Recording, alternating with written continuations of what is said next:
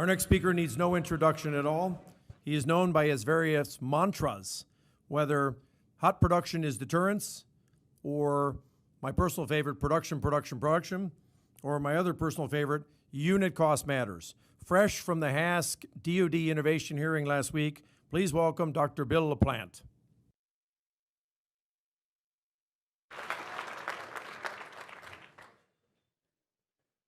Thank you. Thanks, everybody. Thanks, Jim, the virtual Jim.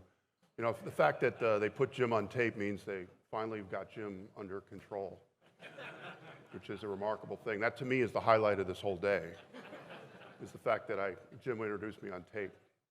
It's gone digital, sir. It's gone digital. So, yeah, thanks again. And I was able to watch a lot of what Doug Bush had to say, and of course, it's spot on in the earlier speakers. And I was particularly encouraged by what I heard from the secondhand that Representative Ranking Member Smith was optimistic about the budget. Yes, sir. Yeah. Well, lots of people have been optimistic about the budget for about a year. It's like it's easy to quit smoking. I've done it 10 times, you know, that kind of thing. He said money in the bank, sir. Money in the bank. No, No, no. Hopefully that's true. And of course we have the supplementals also. And then thanks to all of you. You guys are all patriots in what you do. Many of you have worked in the government or active duty, and you're in the industry now. We just really appreciate you. You're all our patriots. I know you're in it because of the high margins that the defense budget gives you, and the steady demand signal that we provide. But you still stick with it, so thank you. I also want to do a special shout out to Honorable Kara Abercrombie, who's right here, who's just confirmed. Kara's our Assistant Secretary of Defense for Acquisition, and so she's already in it, probably with about 48 hours. And I was pleased that she came into work this morning. You know, I was thinking, you know, she was going to go home and say, "Really, I want to do this." All kidding aside, it's a joy to have Kara on board, and you know, we have a great team in A&S. So thank you. Of course, it's been a busy year. You heard Doug talk about Ukraine and all the things that are working. And again, I want to emphasize something that Doug said, where our stocks are not depleted.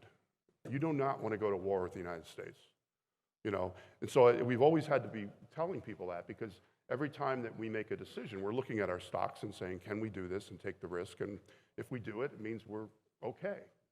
And so, no, we're not Winchester on anything. What we're all looking at, though, of course, is, for example, making sure the Ukrainians have the equipment they need, and the Ukrainians have, whether it's the interceptors or the artillery. And of course, what's made it difficult for the last 6 to 8 months is that we've basically been out of a lot of the ability to do it because the supplementals are not there. So we really need the supplementals. The supplemental that's been sitting over on the Hill for I don't know how many months now has in it the plan to get to 100,000, to finish getting to 100,000 rounds per month in 155 by next year, has in it getting up to about higher production rates on several counter-UAS systems. We just have to get the budget. And if Adam Smith hopefully is correct, we can start move these things out. So again, thank you again.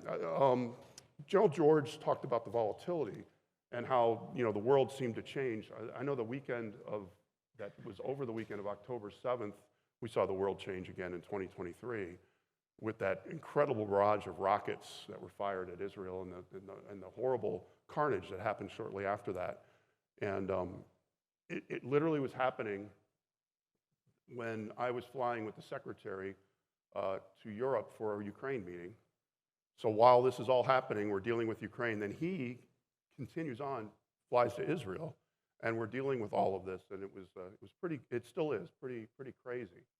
And of course, we remind ourselves that the pacing threat is China.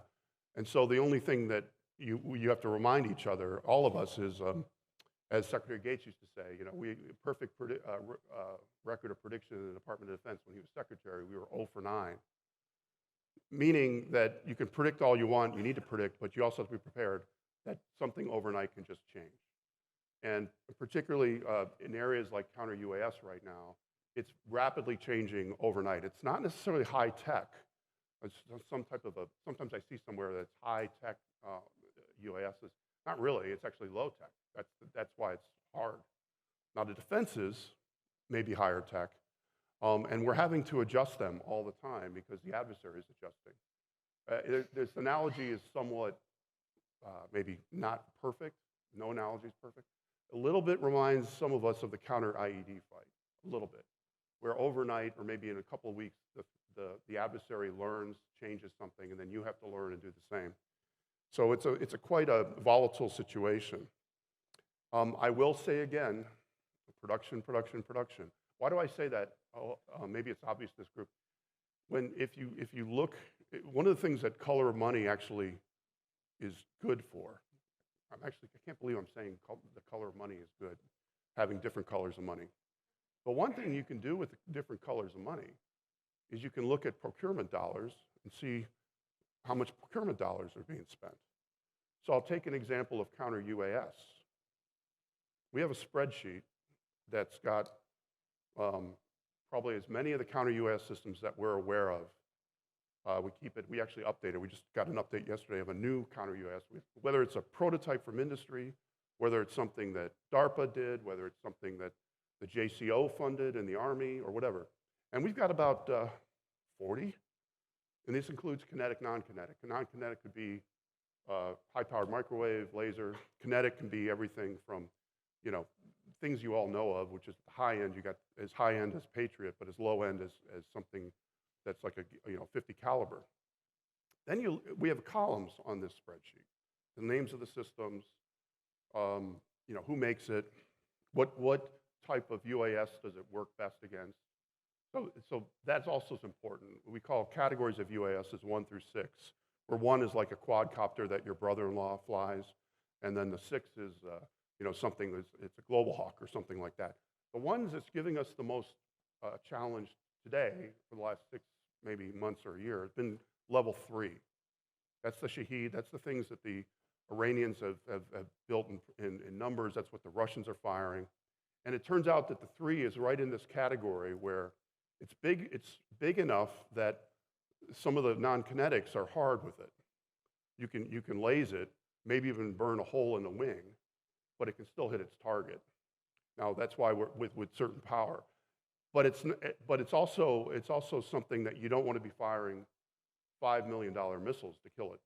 So it's right in that range, right in that area. And so on this spreadsheet, we have what level of UAS it works against. Then we have the money. Is it RDT&E or procurement or both? And most of the spreadsheet, it says RDT&E, RDT&E, RDT&E, RDT&E. And that should tell you something, because it says most of these are prototypes. And most of these are onesie, twosies, maybe 5 and 10. We got to take that spreadsheet. My job is to take that spreadsheet and change that column to having half of those in production with procurement dollars. That's what I mean by production, production, production, because you take a step back and all the great work, and I tell you, the Army has led the way. The exceptions, by the way, of some of the production is thanks to the Army. But we got to get many of these other systems into production, which also means that you in industry should be thinking about that as well. And if your industry or your company is really good at prototyping and doing this technology, even playing around with some AI, maybe to do some autonomy so it doesn't have to have SATCOM navigation. Are you prepared if all of a sudden we turn around and say, okay, go to hundreds of these, 1,000 of these a year? Are you prepared for that? Have you thought it through? This is where I think that's going. So I'm trying to make sure that we're always thinking about this production part of things. Because actually in the prototyping part and the ideas part, we're actually doing pretty well. You guys are doing pretty well. In fact, this is way different than it was when I served the first time, 10 years ago when Jim was 5. No, Jim was still the same Jim. He has the same way of talking. We just now have him on tape. But back then, there was very few prototypes, very few. It was done by DARPA or whatever, and that has all changed to the credit of a lot of the work, my predecessors and the rest. What I'm trying to do is say, okay, the things that earn it, get it into production, and that means we have to work, as Doug said, we have to work with our folks on the Hill to accept the fact that we're going to need to put high numbers of production in some of these places. And sort of the system, in my view, we've trained ourselves the last 30, 35 years to really minimize that production or stop it completely, because it was something we could meter. Particularly after the Cold War was over, you could meter it. And we trained ourselves that you could do it on munitions. And many of you have seen the famous chart that shows munitions, precision munitions since the first Gulf War. We have a chart that shows you basically have the event, Saddam invades Kuwait, and then all of a sudden the production of precision munitions shoots up, peaks, and almost exactly 2 years later, it plummets, it's turned off, people are laid off, the line is shut down. 9/11 happens, boom, 2003, peak. 2005, crashes. We did it again with the Korean Peninsula, we're doing it again, and what we're trying to do is say, okay, this is now the 5th time, Lucy and the football. Let's try this time not to do that. So what we're trying to do, and I give a lot of this credit to people like Doug Bush, but also to Chris Lohman here, is we're trying to be smart about this for the future and make sure the people that are standing on this stage when Jim is doing this conference 10 years from now, yes, sir. And I'll probably, yes, sir. That they're not dealing with the same thing again. Doug talked about the ability to surge. This is not a new concept. I tell people that, you know, that a lot of the contracting for COVID, I think I see Jen Santos here, so she would know this. There she is. Hi, Jen. It's true. A lot of the contracting during COVID was done by the Department of Defense, whether it's for the masks, even for the vaccines. I mean, we kind of hid it. The Defense Department was in the back room, and the front room said HHS. But we did the contracting, okay? And then when we finally turned it back over back to HHS, we finally got out of that business. It took us, they kept saying, we want to do it ourselves. We said, okay, go do it. No, not yet, not yet. We finally got them to do it themselves where they are now. We handed back these contracts with provisions in them that in the future, these companies would have to be able to surge to a certain rate of production, whether vaccines or masks or whatever, within a certain period of time. We put it in the contracts and funded it. We have done the same thing in the past with the Department of Defense. We have to enforce it, and we're going to be doing that. We have to enforce in these contracts that we have places in there where the contractor has to keep an excess capacity or some type of reserve capacity, has to be able to surge its workforce, and there's different ways to do it, and we're going to have to pay for it. But we just don't want our successors to have to deal with the same thing. The multi-years is the other thing we're going to do, hopefully with the Congress, because it takes that chart that shows all the ups and downs and puts a low-pass filter on it about 4 or 5 years and smooths that out.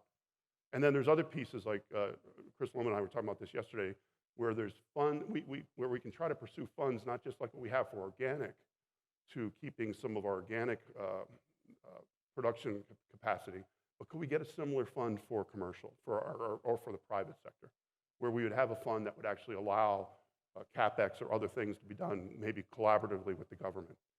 So we're trying to put these things in place to say, you know, this time we've learned from this. But it does mean, though, it does mean that you're going to have to pay for it. Hopefully not a lot. We need your help.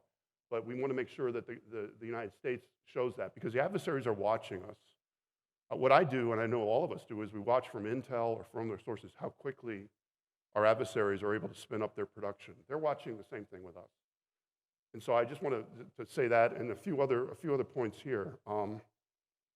The other piece that's interesting is the different acquisition pathways that we have. It's called the Adaptive Acquisition Framework. Talk about buzzwords. You know, I have a series of words on my wall that I try not to use. Adaptive, and so I'm all for it. But all that really is DoD 5000 in a modern way. But what's in it are OTAs. What's in it is mid-tier acquisition. What's in it is software acquisition. What in it is major capability acquisition, business system. It's all in it. We have all these tools that the Congress has given us, as Doug said. The key thing is honing the acquisition with the right tools for the right outcome in mind. And there isn't a cookbook that you can go to. You have to think. You have to think, what am I trying to achieve in the long term? And then you go backward from that and say, what's the right acquisition framework? What's the right strategy? And then from that, you might go down to what kind of contract. You know, it flows from that. And so there's an incredible toolkit that we have. And it's not just one thing. People fall in love with OTAs or software acquisition pathway or whatever. No, the point is you can do lots of these things. You should use the right one for the right job. And of course, we're still learning a lot about that. The other piece that it's always good to remind is about the three-legged stool. Some people call it big A acquisition. I don't like calling it that because two of the legs are not acquisition. The three legs are money, you want to call it PBBE, it's requirements, and then acquisition, which is self. And I always tell people, and I apologize for this audience because you know this better than me, and I'm going to embarrass myself, but if you put an addition on your house, you know everything you need to know about the three-legged stool because you've done it. Number one, you and your spouse or your family have to decide what you want. You better really think that through. Do you want an addition on your house? Do you want 4 bedrooms, 3 bedrooms? Do you want it? That's a requirement. Don't change your mind too much. You know, I mean, the builder might want you to change your mind because that means money for the builder. Then the second thing you have to do is you have to find out who's going to do it. Am I going to do a design build? You talk to your neighbors. You're going to go read up. You're going to do market research on who's a good builder, what the record is. Are they cost, schedule, performance? How do they do?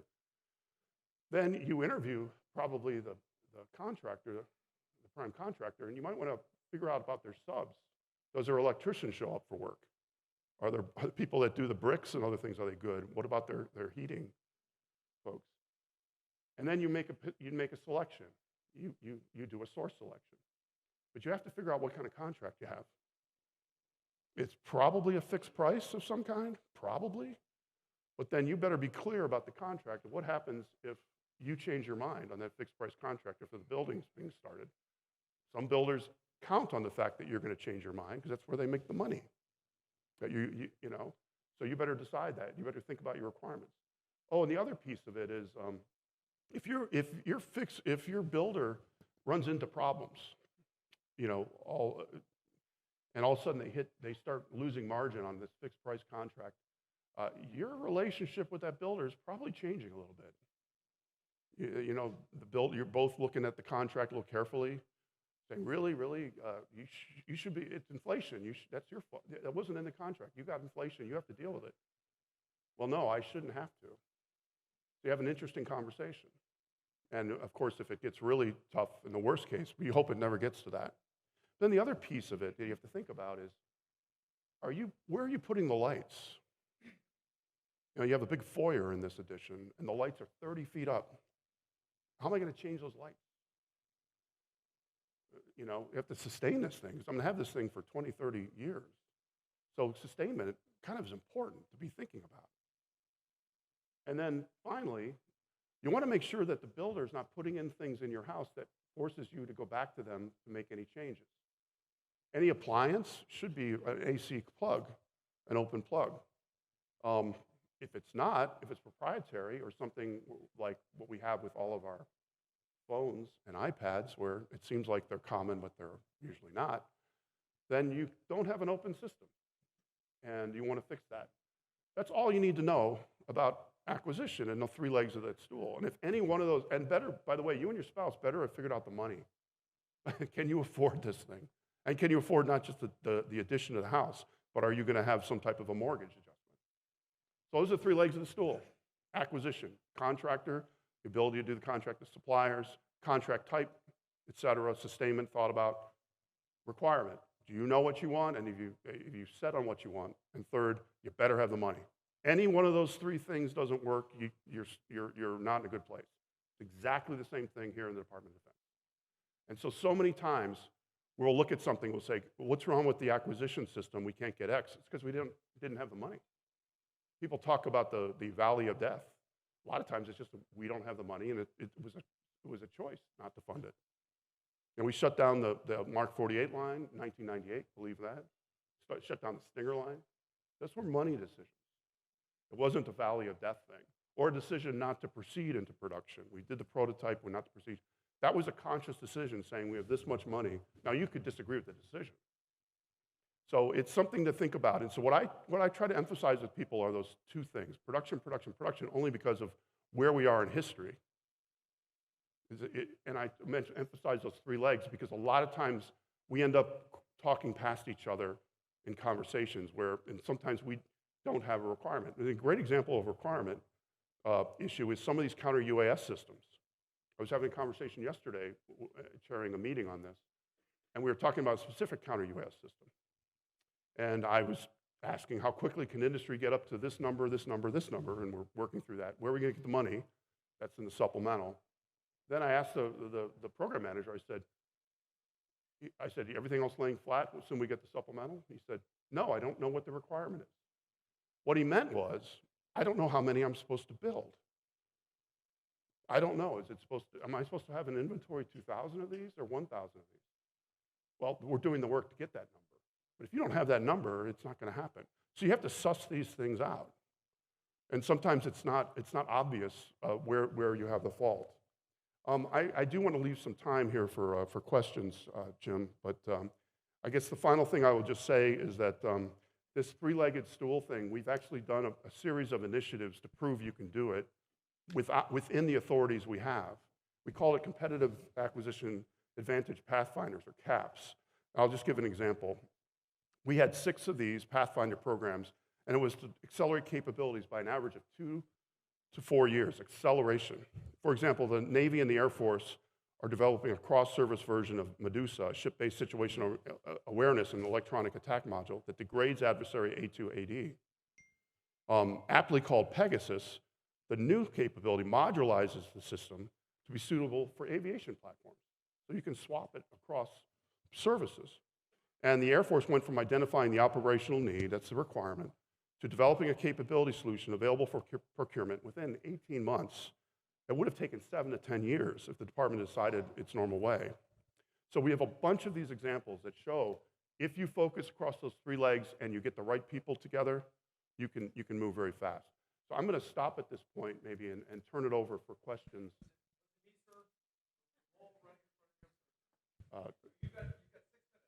Yeah, Dr. LaPlante, if I could take the first question. Yeah. Talking about the National Defense Industrial Strategy and the importance of DoD's probably most important investment account, Defense Production Act. If you could speak to upcoming priorities and specifically to some of the cuts that we're facing in FY24. It seems to be a disconnect with Congress if we have so many unfunded requirements, yet the FY24 account is facing cuts.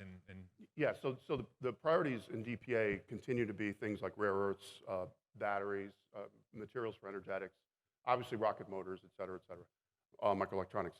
The marks you're referring to, what's gone on, and I think we've fixed this, is there was a statute that had the DPA funding being contracted through one office in the department, and it was a bottleneck.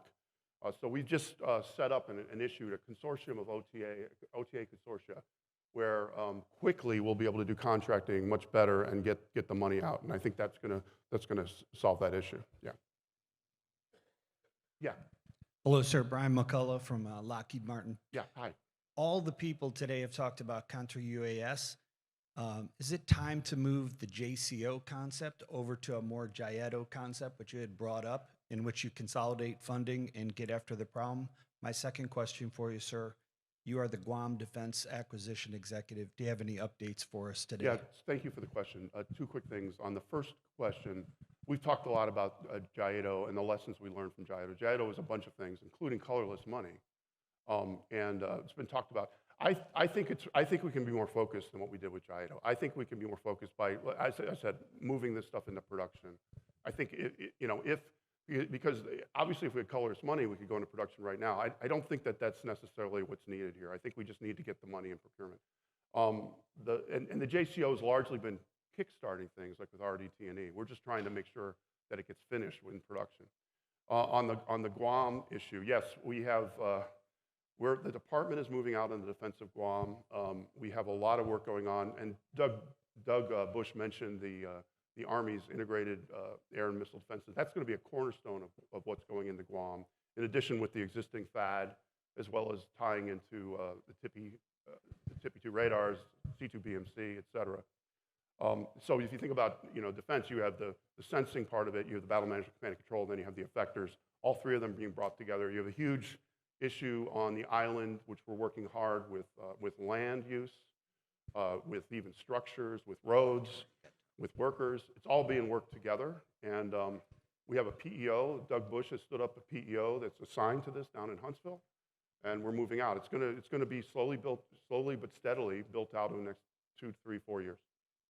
Yeah. Sir, we've got time for one more. Yeah.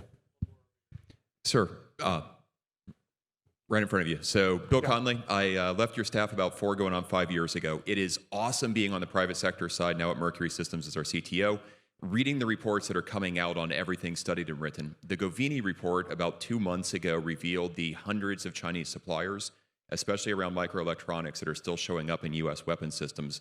Just curious, what are the actions or the next steps planned to try to make us more resilient and robust? Well, every day it's a battle. First, you have to illuminate. You have to find where they are, and then the second is you have to immediately mitigate and get off of them. And I will just say, so it's a constant work, and it's not going to. And anybody here who thinks that it's easy to get off of Chinese stuff, go home, look at your refrigerator, look at your car, anything like that. It's going to be a systemic issue, but we're getting there. We're getting there. I will also say this is a campaign that's been done for economic reasons and others. It's not a series of one-time events. It's a campaign. The Belt and Road is a campaign initiative. It's a series of events with a certain outcome in mind. And you just have to understand that these actions that have taken, particularly when it involves rare earths or rare minerals, has been something that has been undertaken for decades. We finally are working on getting out of this campaign that we're in. I hate the word weaponized because it's weaponized is overused, but there was a really good paper written out of somebody at MIT about weaponized interdependence. With the World Trade Organization, all this, the interdependence happened. Well, it can be weaponized a variety of ways. One is it can control the supply, like this microelectronics question. The other ways it can be weaponized is it could be flood the market and drive others out of the market. And both of those techniques and others have been used and are being used, and we have to be conscious and we have to consciously counter it. Because and first thing is acknowledging it's been happening, and the second thing is do something about it. And this is also part of deterrence. It's also part of deterrence. So, but it's a constant battle, and I just encourage all of you. And if you get a little cocky about, at least I don't have a China problem. Look in the back of your tie. Sir, I made one mistake because there was a confusion on who got the last question, so I'm going to go one more at the risk of having McAleese kill me in a few minutes. I'll be very quick. Thank you so much. Tony Bertucca, Inside Defense. Hi, Tony. You talked about the CUAS problem quite a bit. So one of the issues you mentioned, though, was DoD needs to do more analysis in terms of the requirement. How many does DoD need to buy? So going into production, we know FY25, your procurement number is lower than you projected. You have money for production of CUS in the supplemental, which you don't have. That's a big challenge, it seems, that squeezes a major priority, CUAS. Were you able to protect CUAS production for FY25 in this upcoming budget? Yeah, yes, the one that's going to be released. I mean, I can't give the details. But broadly. Yes, but I think it's going to be all of the above, because remember, here's the dilemma with counter-UAS. It's not so much that we have to do lots of analysis. We don't need to go into analysis paralysis. Here's what we have to do. We have to decide, first of all, what is the system of systems that we're going to be deploying? Okay, it's got to be some type of layered defense. It's got to have obviously the sensors, battle management, command and control, and interceptors. And then what's the TTPs? That's all being evolved right now. And then what are the numbers of each type that we need? So I have an opinion on what I think we're going to need thousands of interceptors, but that shouldn't just be an opinion. Somebody should do the calculation. We did the calculation that said we're going to need to get 100,000 a month for 155. That's what we need to do, and we're going to get there next year. It's not a hard calculation to do. I think the other thing that you have to think about at the same time is the threat is changing so rapidly. And people who say, and I big believer in software, that says, oh, you can handle that by software changes. You just put the effectors out and just change software. Well, yes, but in some of the counter-UAS systems, we've had to change the rocket motor and the sensor. So whatever we design in these numbers is going to have to be modular enough that we can swap in new capabilities as the threat changes. So that's really the work that needs to be done, and we need to move that spreadsheet into these large production numbers. Thank you. Thank you very much, sir. Great. Thanks.